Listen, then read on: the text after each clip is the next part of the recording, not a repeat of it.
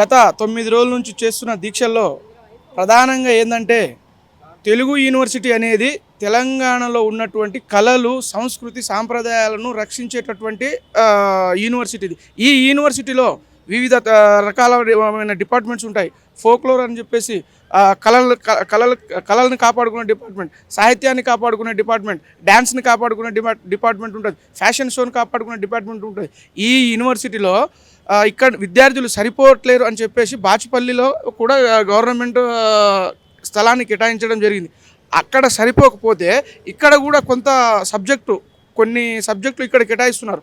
ఈ యూనివర్సిటీలో కూడా నాంపల్లి ప్రాంగణంలో కూడా దాదాపు 1600 మంది విద్యార్థులు చదువుతున్నటువంటి ప్రాంగణాన్ని ఈ జయదేవ్ తిరుమలరావు అనే వ్యక్తి, ఆయన ప్రైవేటు వ్యక్తి, ఆయన ఏపీకి సంబంధించినటువంటి వ్యక్తి. ఆయన ఏంటంటే ఆద్య కళల పరిరక్షణ సమితి అనే పేరుతోటి 4 చెక్క కట్టెలు, 4 చెక్కదిమ్మలు, 2 పులిబోన్లు, ఇది నన్నే వాడిండు, ఇది తిక్కే వాడిండు, ఇది ఆద్య కళలకు ప్రాణం పోస్తుంది అనే ఆద్య కళల ముసుగులో తెలంగాణలో ఉన్నటువంటి ఈ నాంపల్లి ప్రాంగణాన్ని ఆక్రమణకు ప్లాన్ వేసిండు.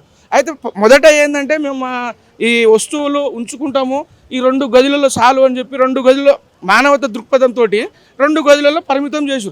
ఆయన అదే అలసుగా తీసుకొని ఆయన మాకు 2 గదులు సరిపోవట్లేదు, ఈ కింద ప్రాంగణం మొత్తం ఒక 10-20 రూమ్లు కావాలా, వీసీ ఛాంబర్ కావాలా, రిజిస్టార్ ఛాంబర్ కావాలా మాకు. దాని తర్వాత నాంపల్లి అంటే గతంలో ఒక సామెత ఉంటుంది, ఇసుంట్రా రారా నాయన అంటే ఇల్లంతా నాదే అన్నట్టు.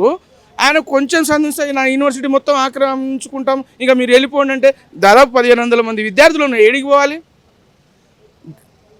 అతనికి ఒకటే మేము హెచ్చరిక జారీ చేస్తున్నాం, జయదేవ్ తిరుమలరావు, నువ్వు మా యూనివర్సిటీకి కన్నెత్తి చూస్తే నీకు పుట్టగతులు కూడా ఉండవని యూనివర్సిటీ విద్యార్థులుగా, పిహెచ్డి స్కాలర్స్ విద్యార్థులుగా మేము హెచ్చరిక జారీ చేస్తున్నాం మీకు. నువ్వు ఎట్టి పరిస్థితుల్లో నువ్వు ఎన్ని కుతంత్రాలు చేసినా, ఎన్ని కుట్రలు చేసినా నీ కుట్రలను మేము అడ్డుకుంటాము, నీ కుట్రలను తిప్పికొడతాము.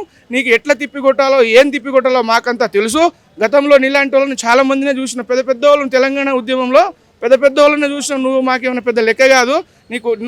నీ అంతటా నువ్వు ఉండి నీ వస్తువులు తీసుకొని వెళ్ళిపోతే మంచిది, లేకపోతే విద్యార్థులుగా నీకు ఏం చేయాలో మాకు తెలుసు.